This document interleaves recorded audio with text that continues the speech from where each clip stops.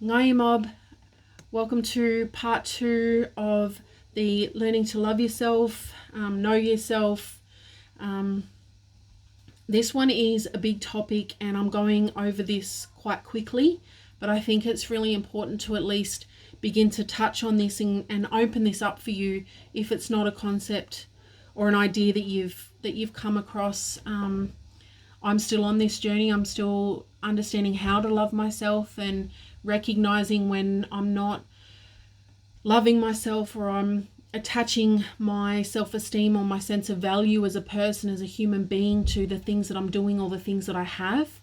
And for me, getting to know myself was a really important part of, and I'm still learning to get to know myself as who I was in the past, how I became the person I am now and who I am and who I want to become in the future, because we all live in different seasons. Right now, in the season that I am in now, I'm 36, I'm a mum of 3 kids. I'm really wanting to learn my culture on a bigger level so that I can then teach that to other people and my children. I'm learning about business and building a business to support my family and the vision I have for the life I want to lead, but the change and how I want to contribute to the world and our mob. And some ways in how you can get to know yourself is by sitting with yourself, turning off your phone, turning off all the noise that can distract ourselves, and sitting with ourselves and asking yourself, who am I? Who am I being right now? Do I like the person I am? And journaling that, or finding someone you trust to have those conversations, because sometimes when we're talking to other people, it allows us to talk to ourselves. Journaling, writing down your thoughts and learning to ask yourself questions, but not just ask yourself questions, but to allow yourself to sit still so that the answers can come to you. Because when you make space for this type of work, and it is work, the ancestors and our culture they'll meet you, ask for support, and you'll be surprised at what can come up. Listen to the voice that's in your head. Sometimes the voice that's in your head is different to the voice that's in your heart, because sometimes the voice that develops in our head, especially the one that's on a negative cycle, the one that says, I'm not good enough, I'm stupid, I'm dumb, and makes these statements, is not our own voice. It's the voice that's been given to us either by our experiences, by our circumstances. It might be the way you grew up, it might be you heard that at school, or it might be things that other people have said to you, or things that you've experienced.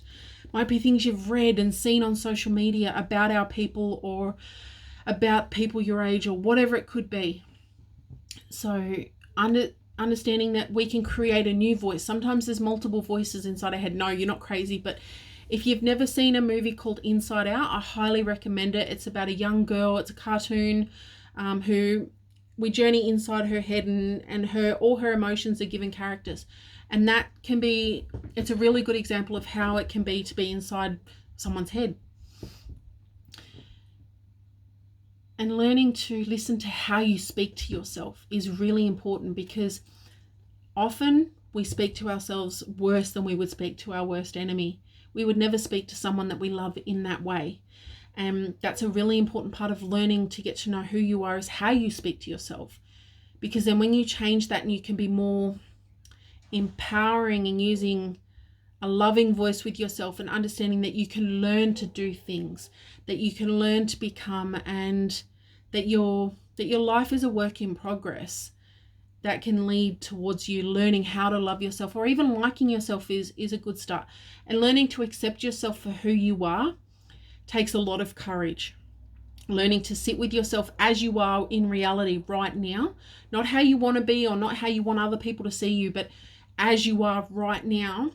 And that doesn't mean you have to accept that or stay there, but loving yourself for who you are while you work towards who you want to become, if that's the case, is a very important part of being able to grow and let go of things that don't serve us, and create things that we want to have in our lives, or create the person that we want to become, because we get to write our own story. That's the power of being a human being. We can make choices, we can choose to change, and that's a very powerful position to be in. And understanding your truth, like sitting with yourself and going, well, what is my truth? And slowly finding ways to be able to speak your truth in safe environments. And sometimes it's important to find people who can love us, healthy love.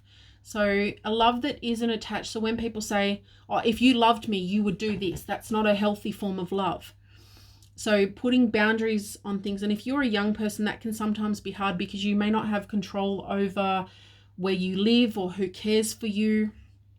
But finding someone, and if you don't have that, go out and look for it. Finding people who believe in you and who can support you in a safe environment on this journey are different ways that you can learn to get to know yourself and also develop self-love. And even saying to yourself in the mirror, I love myself, and finding things that you like about yourself is really important, because as human beings, where it's easier for us to understand what we don't like about ourselves and to be negative than it is to be kind to ourselves and to love ourselves. And even asking other people, like, what do you think I'm good at? Or what do you think makes me a good person? But more importantly, to balance that with spending time with yourself, to ask yourself these questions and understanding if you're a young person, you're on an evolving journey and these things will change over time. But if you create this habit of getting to know yourself, asking yourself who you are, and learning to love yourself and hug yourself is a really important part of healing and transformation and growing.